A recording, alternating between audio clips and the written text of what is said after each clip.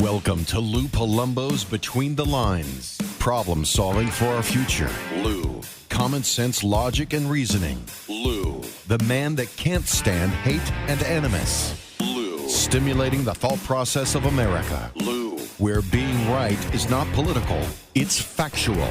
Lou. Providing real solutions in real time. And now, here's your host, Lou Palumbo. Hello, everyone. Thank you for joining me. I wish I could say there aren't a lot of serious topics to speak to, but there are. It doesn't seem to get better day by day. It seems to get worse, which is really unfortunate. You know, what's going on at this border. It's just a lack of morality. And potentially some other legal issues like treason, to be very candid with you. You know, one of my concerns is that when the Republicans regain control of the House and the Senate, and I think it's inevitable. You know, the key is not to come back with vengeance, but to come back, and be bound by the guidelines of the law. There's some very serious questions that need to be answered regarding the management of this border, which, by the way, I've been speaking to since I started this podcast, and I speak to every day on this radio show I have been doing on WBOB. Your FBI director came out about a month ago in Senate hearings in Washington, D.C. and identified this border issue as a threat to our national security. I'm struggling to understand what the government needs to hear in order to address this border. He further issued a statement that indicated every 12 hours the FBI was opening up a case regarding China and their activities in our country. This is our FBI director. Now, I do know the FBI has taken a hit, but I don't think there's any reason why this FBI director should issue a statement that would be, I would say, contrary to the policies that we're experiencing. But this is just one issue. I'm trying to figure out what happened to the Democratic Party. What's happening in this election is going well beyond choosing to be a Republican or a Democrat. It has to do with the viability and the future of the young people here and ultimately the future of this country. I'm not speechless because I'm not capable of that, I don't think. But I will say this to you. This is very disconcerting. We are keenly aware now that we have at least 5 million people that have entered this country illegally since this administration started. Give me the explanation or justification for this. It's very simple. It's not a really difficult question. It's a question I would pose to either political entity if they facilitated this process. Explain it to me. I'm listening to you. I know what you did with our economy. You borrowed $5 trillion that pigeonholed us, which is going to be another discussion I'm going to have with you in a moment. But in addition to the 5 million people coming across this border, we have a fentanyl issue that the FBI director spoke to. What does it take for the president of this country and this administration to understand they have a responsibility to the American public, not their political agenda or their political party? It transcends that. This is shameful. He should be immediately impeached. So should Kamala Harris. So should Merrick Garland. So should Alejandro Mayorkas. They should all be removed from office immediately, and let that resonate through the political environment. Regardless of your political affiliation, there will be consequences when you put our nation at risk. I don't care about the Republicans or the Democrats. I care about my children. I care about the young people and the trajectory this country's on. Is everybody sleeping at the wheel here? We're going to find out in 2 weeks. That much I'm going to tell you. And let me caution you. I had a gentleman on, I think 2 weeks ago, Elliot Ackerman, and we briefly touched on this dangerous policy now of questioning the legitimacy of our elections. Ms. Abrams did it in Georgia and also called Donald Trump an illegitimate president. So did Hillary Clinton, call him an illegitimate president. So did Letitia James, the Attorney General of the state of New York. What are you thinking about? Oh, that's right. Donald Trump questioned the election himself. I see. So 2 wrongs make a right. Give me the equation on this one, folks. Let me tell you what this will lend itself to. A civil and military standoff in this country. The military will be asked to choose sides. This is where this is going to get real interesting.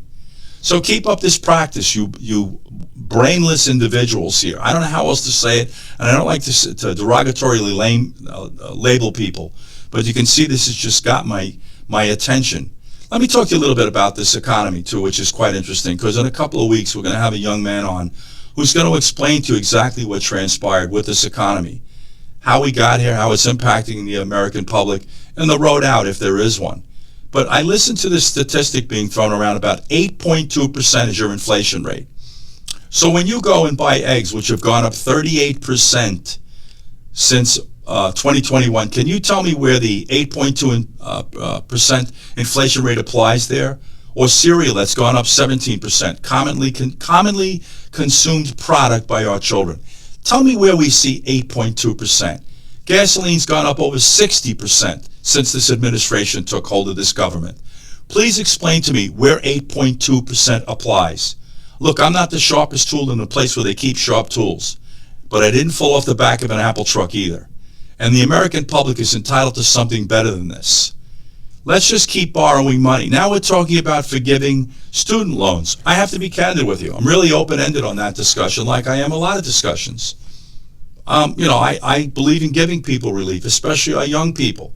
I believe in helping them get educated. There's another question also. When did it become big business to educate our children? I went to a college that when it started out, it was $900. Now it's $50,000. Can someone explain that to me in the federal government somewhere along the line? Or they're just going to run us into a wall every day, and you're just going to sit here feeling hopeless and helpless, which I said to you, you do not need to feel. I would never be so presumptive. I don't know if that's the right word. I would never presume to tell you who to vote for. I just say open your damn eyes and look at the direction of this country. Ask yourself who's put us there.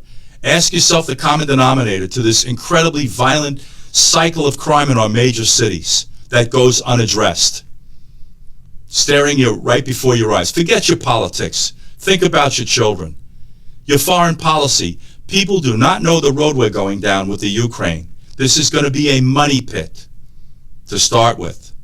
By the way, not for anything, but just a knucklehead cop like I am, if I had watched Putin amass 100,000 troops on the border, I would have responded by inserting some type of military presence in the Ukraine, and I would have prompted the other 27 nations who belong to NATO that are in Europe to do the same, to send a resounding message that this would not be received well. Now we sat back on our keister and let him do this. Now we're in playing catch-up again and being threatened with nuclear war, or really the use of tactical nuclear devices, which will translate ultimately to a major disaster.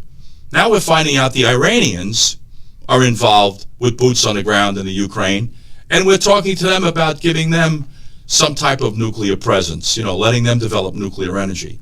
I read something today that supposedly North Korea is now a nuclear power. Who's running this country? And this is not about Democrats or Republicans. We have been exploited, and I'll tell you why. Because every time you go to the polls and you vote for someone, you trust that that person is going to watch out for your best interests. That is not happening here, folks. And I have to tell you, please know this, not a partisan statement. I wouldn't care if it was Mickey Mouse, Donald Duck, Santa Claus and the 8 reindeers, a Republican or a Democrat.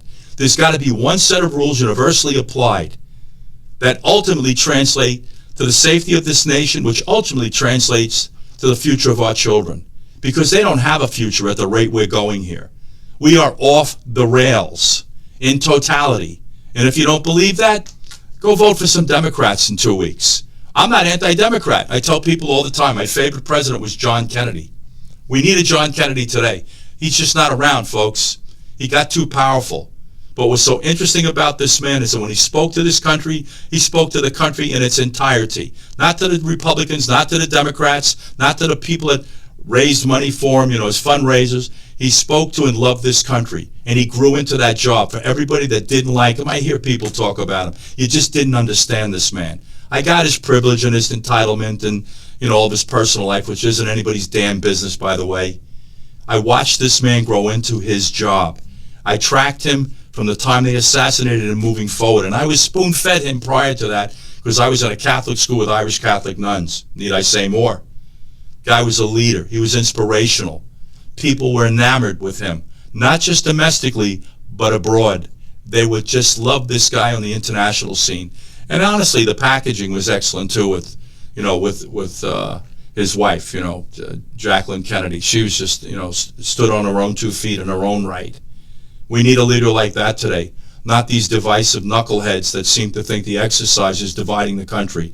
And by the way, if we're going to tell the truth, folks, please know this. Donald Trump divided the country, but it started with Barack Obama. I know people don't want to hear that because Silvertongue, who I voted for, by the way, started this nonsense with his professor buddy up in Boston when the cops were doing a search of his residence and wouldn't let him in. We do that to protect you. He derogatorily referred to the police. Then we had Michael Brown and Ferguson. They predetermined the guilt of this police officer without even starting an investigation here. Only to find out, by the way, that the police were correct. The cop was correct. We dispatched Eric Holder.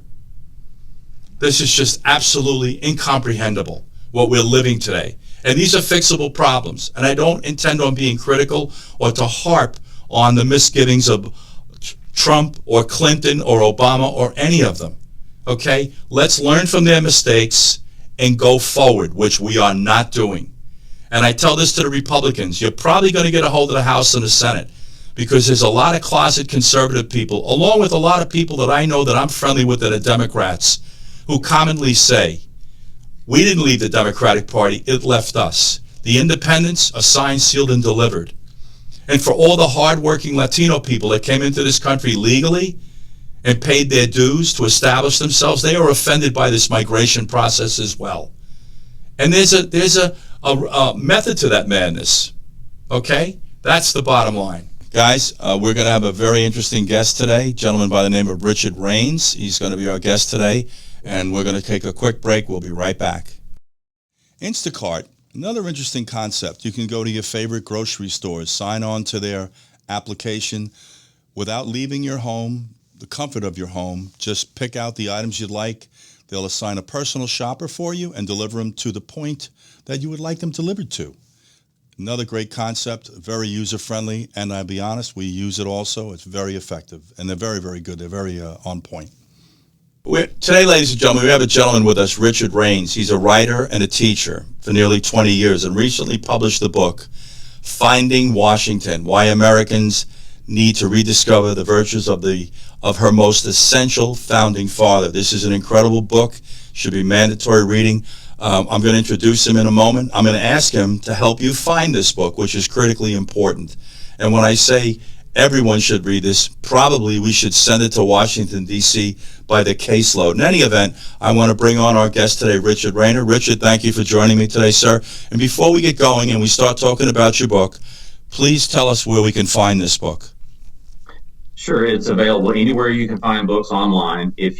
I would encourage you to go to your local bookstore and they can order the book. But it's Finding Washington: Why Why America Needs to Rediscover the Virtues of Her Most Essential Founding Father.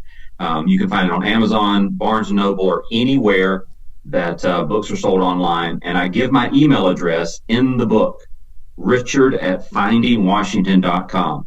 And whether you purchase the book or not, I want you to save that email address, and I want you to email me, and let's have a conversation about how to restore some of the virtues that we've lost. So I do want to ask you one quick question to start this off.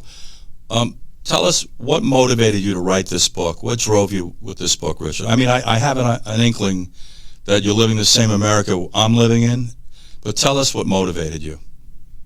So I have 5 children. My wife and I have 5 children, and raising 5 children in this culture has been extremely challenging because it seems like every year something happens that reveals to me that we are declining morally at an exponential rate. And so this has been on my mind for some time, but the straw that broke the camel's back, if you will, was in 2016 at the end of the Republican and Democrat presidential primaries. We were left with 2 candidates that neither of them reflected my values. And I tell people in the book that I told my wife that we now had the opportunity to elect either the worst presidential candidate of my lifetime, who destroyed phones and was a traitor as far as I was concerned, or the second worst, presidential candidate of my lifetime, which was someone that I couldn't leave alone with my daughters. And so in 2016, I started thinking about this book, started researching George Washington, wrote it during COVID when we were all home and doing Zoom, and then got it published last year. So a lot has happened since then, and a lot of stuff I wish I could have covered in the book that have happened since then. But that was the motivation, Lou, for writing the book. I have to say something. I just want to comment on this issue with treason and Hillary Clinton, which people really don't understand. What she did do and was treason.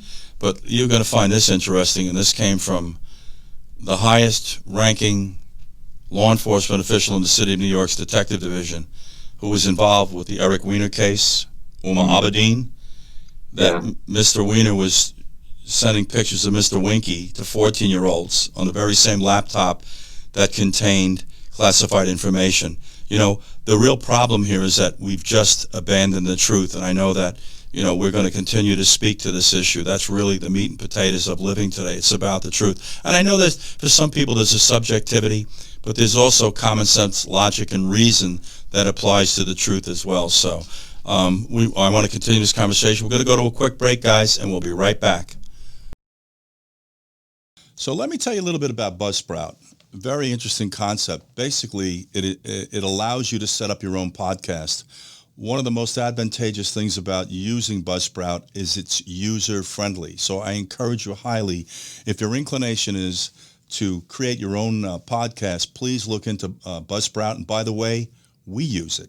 All right, guys, we're back, and I have with us today a gentleman, Richard Rains. He's a writer and a teacher for nearly 20 years and recently published his first book, Finding Washington. And it's really why America needs to rediscover the virtues of her most essential founding father. And without further ado, I want to discuss this book with you right out of the gate. Richard, tell us a little bit about what it's about. Yeah, so first of all, thanks for having me on, Lou. I really appreciate it. So there are approximately 700 books in print today on George Washington. So when I was getting ready to write this book, you know, I had to ask myself a question: why in the world would anyone want or need another book on George Washington? And so I took a little different approach. So this book covers several historical stories from George Washington's life, many that even me as a historian did not know, and I think are very interesting. But then I try to identify virtues that Washington displayed in those historical moments, and then I make an argument for why we need a revival of those virtues in our culture. So the book was written really to address the sort of the cultural decline that I am witnessing in America, the division and the angry discourse that seems to be more pervasive every day. And so what can we do as Americans to right the ship? And my answer to that is restore virtues, and here is the historical example of virtue from American history. So that's really the book, Lou. You know, I have to say the timing of the book couldn't be any better, Richard, to be very candid with you. I mean, as you probably have connected the dots, we're in a lot of trouble today, and on many fronts. And I don't know if you listened to this introduction I just made, but, you know, we need a little course correction here, and it has nothing to do with politics. It has nothing to do with Republicans or Democrats. It has to do with our responsibility to one another and to this country as a whole. And that's what's lacking. You know, I'm watching this culture methodically and systematically go after our founding fathers, go after men like Washington. And what the public doesn't understand is that when they're finished taking them down, they're going to try to take down this Constitution. What's your feeling on that statement, Richard? I just don't think there's any way you could make a serious argument against that. I think the only people arguing against that are people that are trying to do it, but trying to hide what they're doing. And I know that sounds insidious and it sounds conspiratorial, but I don't think it's a conspiracy theory if it's true, Lou. And so I think from my perspective, you know, I'm watching people that. So let's just wrap it up. Let's just sum it up, right? So you have an organized effort in this country to systematically tear down all of the various pillars that define that define us as Americans, and even define us simply as human. It's an effort to tear down every social structure and then rebuild based on this utopian idea that that the leftists in this country tend to espouse. And I don't mean Democrat, and I don't even mean liberal. I think the folks over at Prager University have done a really good job of really helping to define those terms. And Dennis Prager just wrote a book, I believe, on the differences between liberalism and leftism. But this leftist ideology that wants to tear down every pillar of America that transcends politics. And so when I say leftist, I don't necessarily mean politics. It certainly presents itself in a political ideology, but this is more about tearing down the fabric of America. I agree with you, yeah. Rich, if I may interrupt you, but there's something else I want to point out to people that I've learned through this journey. This is a minuscule percentage of this country that is unraveling this country. You know, I know you probably don't know by background, and I tell people this because there's a value in understanding where I came from. I was born in a community called Bedford-Stuyvesant in Brooklyn. I was the only white kid on the block, right? My friends were all black. Growing up through a good percentage of my life, and even presently, I have a lot of minority friends, all shapes and sizes, just how I was built. I think I inherited that from my parents. The long story short, you know, I listened to the crime committed that's, you know, committed in the minority community. It's an infinitesimal percentage of the black community, for example, that engages in criminal activity. This seems to be a common denominator with all activity. I oftentimes tell people that we have a population of 335 million people. 5% of that, if my math is still correct, is about 6 million people. Could you imagine this country if we had 6 million people in dissent every day? We wouldn't be able to manage it. This is a minuscule percentage which can be managed. The problem is we just lack the courage today. And I do understand people's concerns about being labeled. I'm sure, Richard, you know the trend. If you say something that is not in sync with the political thinking, right, their alignment, they want to label you racist, homophobic, Islamophobic. They want to label you. And then we have this really small demographic that are woke people. I'm still trying to figure out who's in charge of the woke party, because that's the person I want to go visit. Or the party that's in charge of cancellation. You know, we just lack courage. But really what this translates to is we have a lack of leadership here, which I think goes back and lends itself to your book and Mr. Washington, President Washington, right? That's really what's absent here. You know, I think what's happened to our country is that with the exponential growth of the country through decades now, I mean, I tell people I was born, the population was 150 million, we're at 335 million people, so have the problems grown with it. But you need leadership to keep this together. And that's not what we have, Richard. We have division. We have agenda. We have the likes of Hillary Clinton and Donald Trump, both of whom are not good for this political system or our country. That's just, you know, to kind of simplify it. Okay, go into some of the virtues that you have identified with George Washington that you think are relevant today. Sure.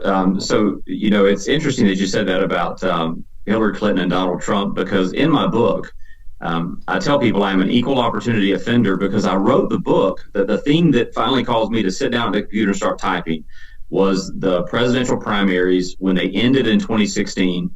I told my wife that we now have the choice between the worst presidential candidate of my lifetime and the second worst presidential candidate of my lifetime.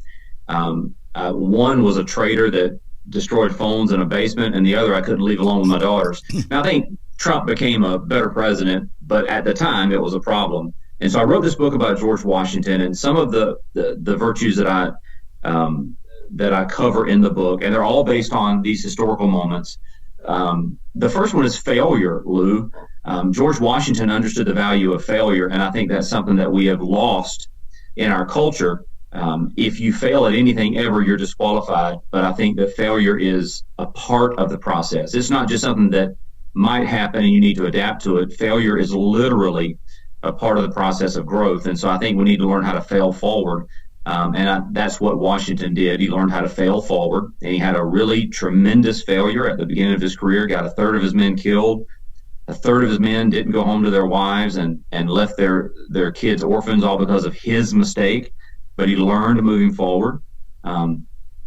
George Washington had integrity. Integrity is a word that comes from a math term, integer, which is whole, a whole number. George Washington was was a person of integrity, and he revealed that during the first few Continental Congresses, and especially when the Continental Congress was making the decision to make the break official, and we're getting ready to write the Declaration of Independence. So integrity, servant leadership, Lou. There was a time in Washington's career when he approached the battlefield as the most experienced and the highest quality leader on the field, but was relegated to essentially an aide de camp, which is just a glorified advisor. And Washington embraced that with a lot of humility. And at the end of that day, he led the British Army in the French Indian War, led them in the Battle of Monongahela, led them to victory, ended the day with 3 horses shot out from under him and 4 bullet holes in his coat, and was clearly a leader that the British didn't know they had. So he was a servant leader. Washington had conviction.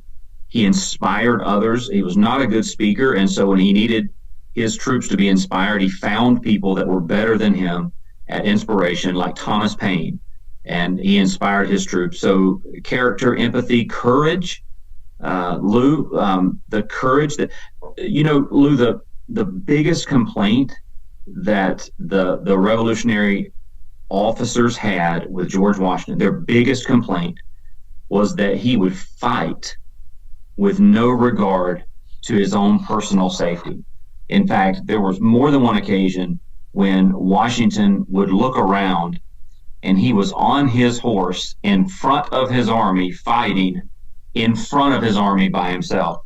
There's another time where he stared down a sniper, just stared at him and slowly turned his horse around and rode off with no fear. And then the final virtue that I discuss in the book is hope, which Washington had hope in future generations of Americans to figure out some of the challenges that they couldn't figure out. And so that's just a snapshot into some of the virtues. Also, Lou, I also discuss George Washington as a slave owner. That seems to be the most compelling reason why people are wanting to tear down statues as related to slavery. And so I do discuss Washington as a slave owner to make sure that it's a balanced historical approach. But that's the book. I have to say, it should be required reading. High schools and colleges, and maybe even starting planting the seed with our young people, because our young people are in trouble. They need direction. This is the type of direction they need to understand. I don't know how many of these podcasts you listen to, Richard, but I speak to the lack of integrity, honor, and truth in this culture today. And sadly, all these virtues, all these attributes you just spoke to, they've left the conversation here, folks, which is why we're in so much trouble. We're so agenda-driven that we've taken our eye off the ball. And I tell people this: there's nothing anyone outside our borders can do to us that we're not doing to ourselves. We're just destroying this country. But I go back and say this is a minuscule percentage of the population that's doing this, and there's a way to throw the brakes on. The problem is, and I hate to say this because I don't like the politics that I would say cripple us every day, but this is resonating. This message is coming right out of the White House today. And you know what? I know what we did here. I mean, the interesting thing is when I speak to topics, it's because I've got battle fatigue from being so heavily traveled and being so exposed. Different types of people with different types of agenda. You start to be able to see where they're going before they even start speaking to it. You can just tell. But the bottom line is we need leadership today. Tragically, it isn't Hillary and it isn't Donald. They are at the root of the problem right now. I won't tell you much about my professional background, but I protected Monica Lewinsky. Yeah, exactly. What I want to do is continue on this topic with you, Richard. We have a great guest today, Richard Rains. We're going to come back and have some more discussion about the book he's written. We'll be right back, guys. Stay with us, please. We're back, ladies and gentlemen, and we have with us today a gentleman, and Richard Rains. He's written a book, Finding Washington, Why America Needs to Rediscover the Virtues of Her Most Essential Founding Father. This should be required reading. It's a very basic, simple, fundamental concept that needs to be applied in living regardless of what you're doing, it lends itself to your honor, your integrity, your trustworthyship, your leadership qualities, and you can't say enough things about this. Part of what handicaps me, Richard, is the truth. I just kind of tell it like what you just said. I don't mean to offend people because nothing good comes of it. I've always been contentious because I like the truth. And we don't like the truth in this country. But I want to ask you this about, not to get into a political discussion too much, but in 2 weeks we have the midterm elections. And I'm telling people that this election cycle is the most important cycle in the history of our country based on my understanding. It's going to define the future of this country. If we affirm this agenda by continuing to allow the Democratic Party to run us into the ground the way they are, and I'm not anti-Democrat, this country's not going to last much longer. If this issue at the border is not arrested, I don't know if you heard my opening. I've said it a number of times. Christopher Wray about a month ago came out and identified the way the border being managed was a threat to our national security. What do you need to hear in Washington, D.C., folks? And really what we're looking at is an example of what's lacking in the leadership that you allude to in your book. Do you agree?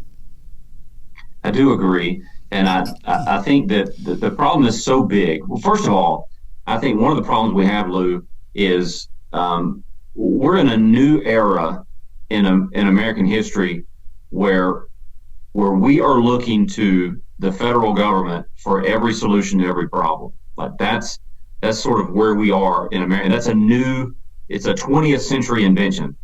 Previous generations of Americans didn't look to the federal government for everything. The federal government had a role, and occasionally you would interact with the federal government, but now they seem to be intertwined in every aspect of our life. And so one of the things I say in the book regarding integrity, I know you brought that up before the break, is the only way we're going to solve this problem is to take a holistic approach to integrity when it comes to choosing leaders in this country. And I do not mean just political leaders, but let's talk about politics. So the only way to fix this, Lou, is when you and I go to the ballot box from this election forward, is that before any other consideration, we choose integrity. Who is the candidate with the most integrity? Choose that person. That person may believe some things different than me, but whoever has the most integrity, we're going to choose. We're going to choose people that are actually servant leaders. We're going to choose those people. And if we will begin in business and politics and all the way down to the communist homeowners association that you're probably a part of, like choosing leaders that have integrity and that understand the value of servant leadership. And so if we do that, if we make that important, then in order to get elected or to get promoted to management or to get that job, people will begin to value integrity and servant leadership and courage and character again, so that we'll build it from the ground up. I don't think you're going to build this from the top down, Lou. We're going to build this from the bottom up. So if you and I and the people who are listening to this radio show say, okay, no more. I'm not electing anyone anymore that doesn't have integrity. I'm not electing anyone anymore that doesn't understand servant leadership. Then eventually we'll turn that tide. But Richard, we may not have many people to vote for. Richard, we may not have many people to vote for. I know. That's Recording in progress. That's part of the discussion that's plaguing us today. We just this is the problem, and I'm sure you'll agree with this. The manner in which we conduct our elections and the cycle and the media, the way they conduct themselves, which is at the root of the problem here. Who in their right mind would want to be subjected to this? I say to people, like, if we can't find out something bad about you, we'll just make something up. And when the media plays it, we'll have a certain demographic that because they heard it from the media, it must be dogma. This is what's wrong with the country. And, we're attacking, hopefully, not just the political leadership, but we've got to go apply what you're saying to the media. Because the media is controlling the country, Richard, not the government. In other words, if you and I were elected officials, MSNBC can decide what they want to put out regarding our message. Edit it, do whatever they want, spin it. You know what I'm talking about. I do know what you're talking about. And this is our wake-up call, folks. I'm sorry, sir? Yeah, it's a sad day. There's no objective media anymore. And I'm okay if a media outlet says, hey, we're not objective.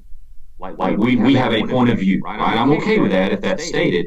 But the fact that there is no objective media is really hurting Americans. And I am perpetually appalled that the national media is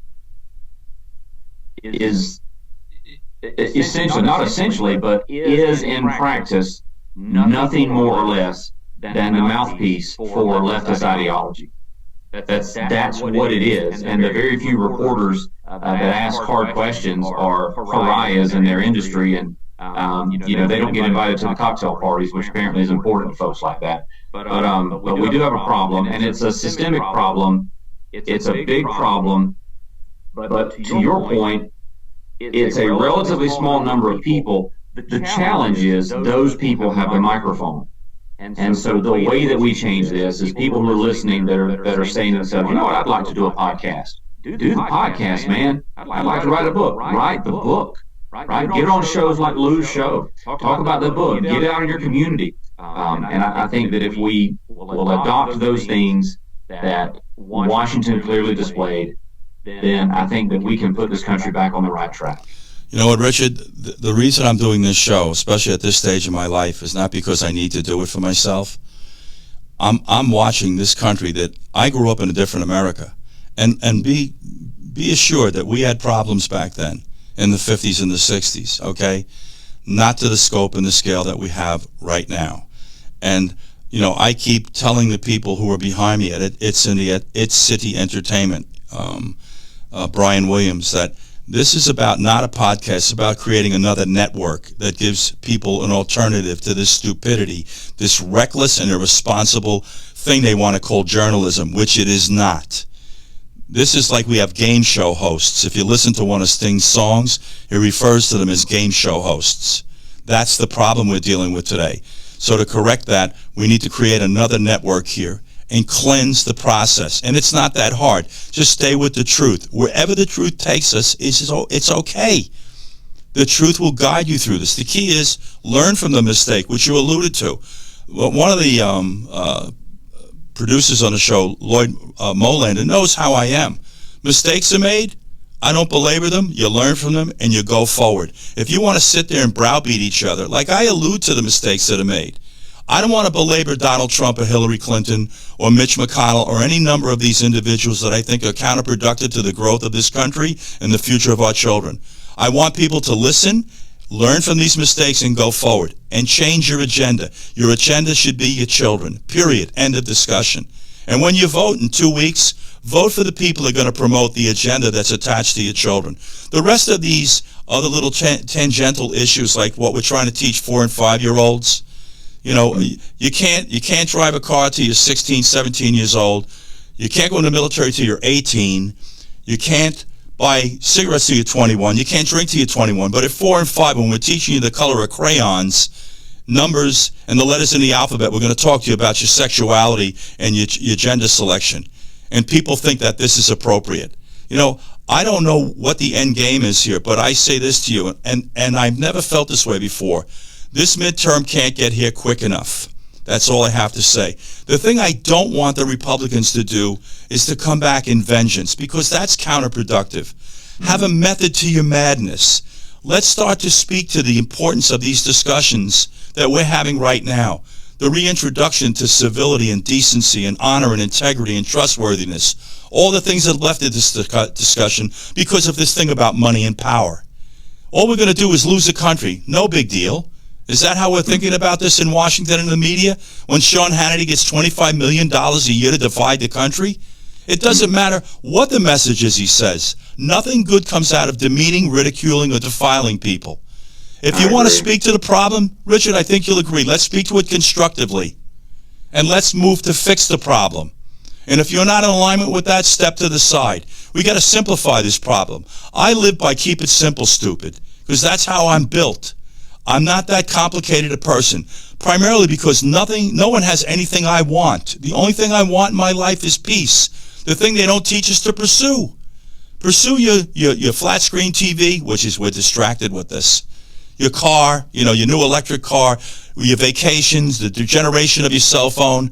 Guys, you better narrow it down, because we're going to have nothing at the rate we're going here. And people think that these are just words. We're heading in that direction at warp speed. You know what I remember in learning? Every great civilization rises and falls.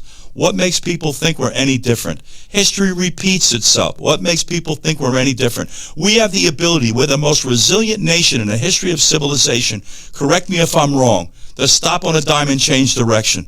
That's how I built my life and my business, by the way. No is not a word in my vocabulary. We need to get out and start to inspire the American public. It'd be nice if the leadership did it, instead of listening to this individual in Washington tell us, I don't know, I can't figure out what he's trying to tell us, because the message is so garbled. And I feel bad for him, because Father Time caught him, Richard. It catches us all. Be a man and step aside and let someone lead this country. And it isn't the vice president.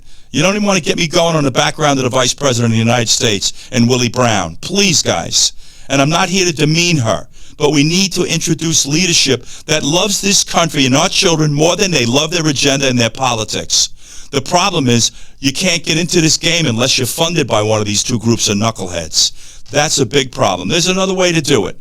We'll do it through the media, which is why I want to build off this podcast here and get a network running and bring people like you and to re-inspire people's thinking and to point them in the right direction through life, because the direction we're being pointed is taking us into a wall. Guys, we're going to take a quick break. We're going to be right back. Richard, when we come back, I do want to ask you about your background, a little bit of education, where you grew up. What do you do? I hear a tinge of an accent.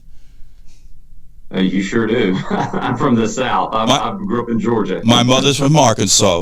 Guys, we'll be right back. Guys, we are back, and I have a gentleman with us today, Richard Rains. I strongly suggest you acquire his book, Finding Washington, Why America Needs to Rediscover the Virtues of Her Most Essential Founding Father. I would just, he's touched on everything that's missing from the conversation today. The virtues that Washington demonstrated as a leader, his honor, his integrity, his trust, his leadership qualities, should be required reading for all Americans. I don't know what else to say in reference to that. Rich, I do want to, I know you volunteered a little bit. You're from Georgia. I told you my mom's from Arkansas. You can see I'm a lunatic from New York, born and raised in the city. My mother, ironically, was from Arkansas. My dad met her when he was riding the boxcars during the Depression in St. Louis, Missouri. Interesting story about a different America when we didn't take so many things for granted here today. But I did want to ask you a little bit about, your background educationally, where you grew up, and how you got plugged into what you're plugged into. What motivated you to write this book, other than the obvious? Yeah, so I grew up in South Georgia, grew up very poor in South Georgia. We didn't have electricity for a while. My parents were divorced, and I lived with my mother for a while. Very poor,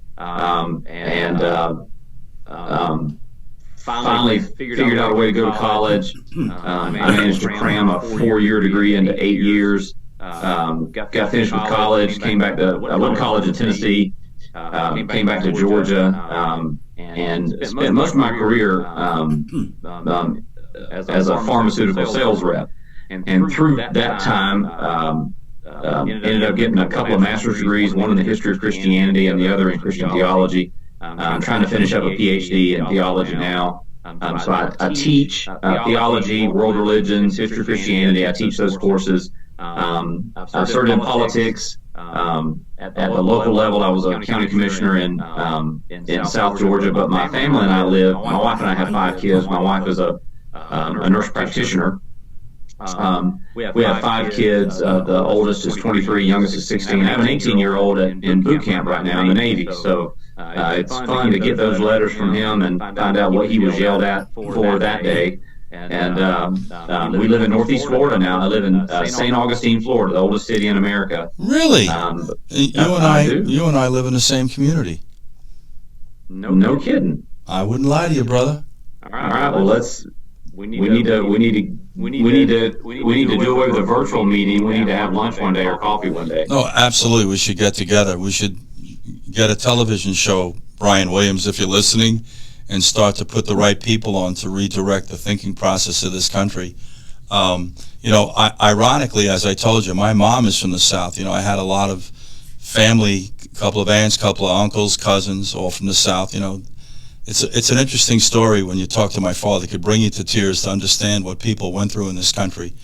And I'm fearful we're going to lose it all. I think we have the ability, as I said, to take it in a different direction. So, Lou, I'm a historian. I'm a church historian. I'm a history of Christianity. I'm a church historian, but the history of Christianity intersects with world religion, and it has for over 2,000 years. It's now the most practiced religion on the planet, so it's deeply embedded in Europe, Africa, the Americas. And so I don't say this because to be woe is me is popular. I'm not saying it for that reason. I'm telling you, as a historian, as objectively as I can possibly say it, that under the current circumstances, Lou, you and I are witnessing the decline of a civilization. So we're not just seeing things are bad at home, right? This is not the gas lines of the 1970s, right? This is not the Depression, right? That's not what this is. This is not the crime of the 1920s and Prohibition. We are witnessing the decline of the Roman Empire. We're watching that. Now that doesn't mean that has to happen, because you spoke of the resiliency of Americans, which is something the Romans didn't have, not like we have it. So I do believe we can turn the ship around, but the change, Lou, is not going to come from Washington.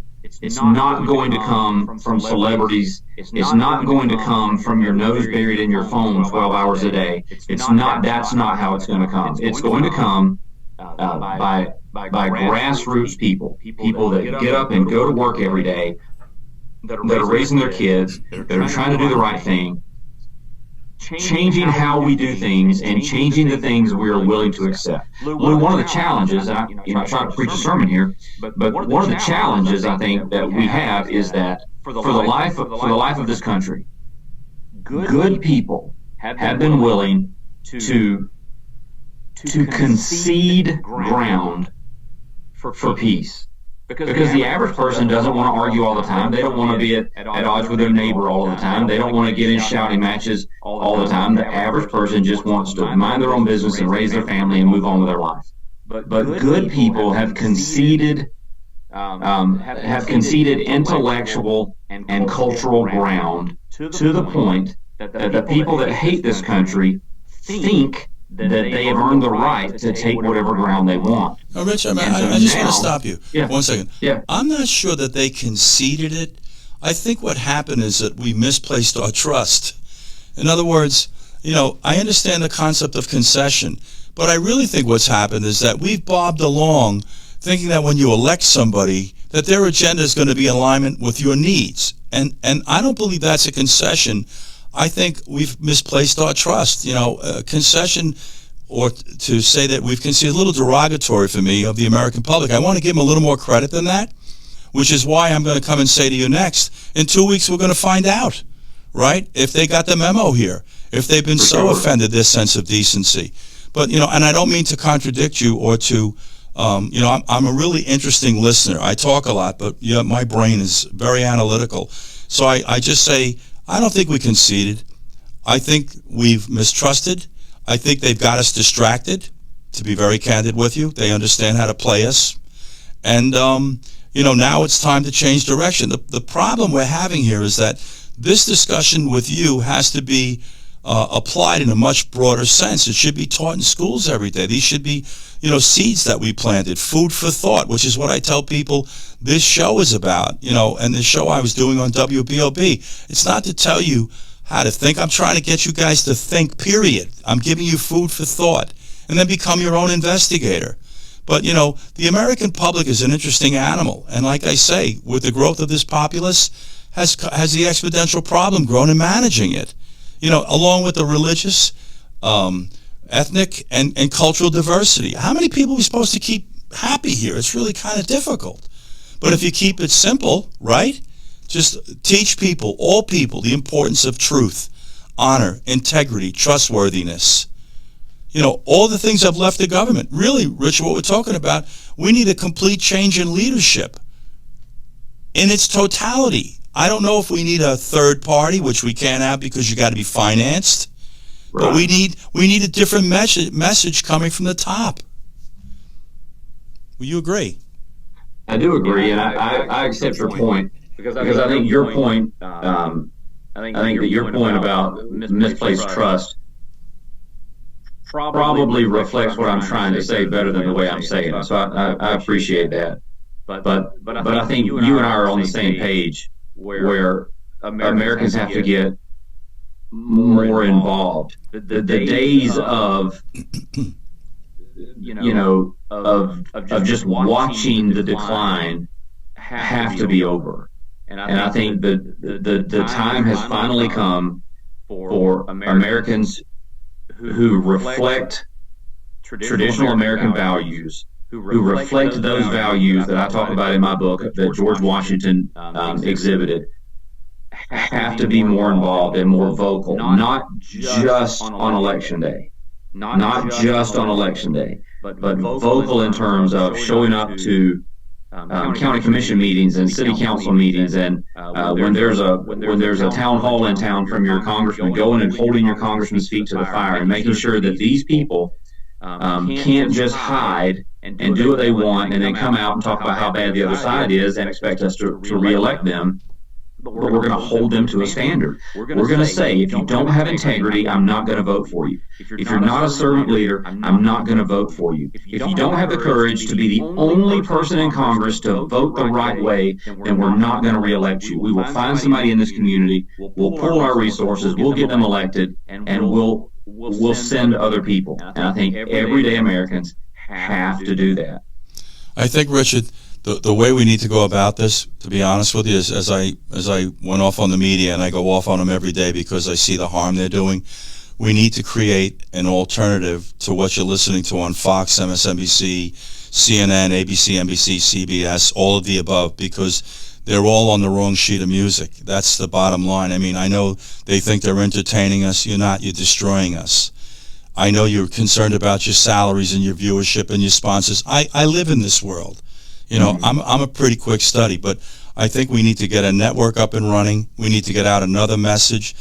And the other thing is that you mentioned this. We need to get this from the foundation up, which is alluding to our children. We need to get this message into the kids because the parents, again, here we're going to go right into this topic about failed parenting. These concepts, these ideas that you're alluding to in this book are things that should be taught at home. The importance of trustworthiness, your honor, your integrity, the truth in your life. That starts in your family. And I'm not blowing smoke, but it's how I'm raising my children, because it's how I built my life. I faced an immense amount of adversity and disappointment during this journey.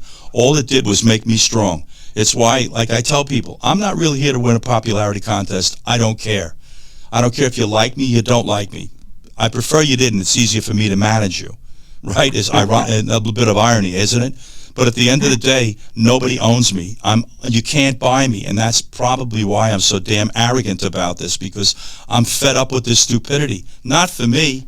I'm going to hop, skip, and jump through this. It's our young people, our children that we both have, that are pigeonholed with this buffoonery. That's the only thing I can say to you. But, your message has to continue to get out. But this message needs to be put in the ear of these people sitting in D.C., regardless of the side of the aisle, because it's absent from their conversation.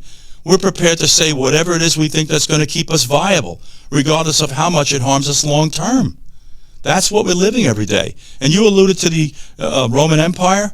We are living that. I call it the accelerated Roman Empire. We're back, ladies and gentlemen, and we're going to say goodbye to Richard Rains. But before we do, I need to thank him and tell him that this is one of the most productive interviews we've had. I like people to learn. It's how I like people smarter than I am, ironically enough, because it's how I learn. I think there's a lot to learn from this man. I strongly encourage you to pick up this book and wrap your arms around some very basic, fundamental concepts that define the leadership of this country at one time. Please go out and get this book, guys, Finding America. Richard, thank you so much. I hope you come back on, and I'll see you in the neighborhood. Thanks, Lou. I look forward to seeing you again. Likewise, buddy. Thank you so much. Thank you, guys. We'll see you next week.